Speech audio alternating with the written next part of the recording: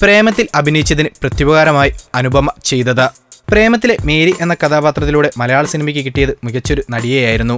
ചുരുണ്ട മുടിക്കാരി കേരളത്തിലുണ്ടാക്കിയ തരംഗം വളരെ വലുതായിരുന്നു.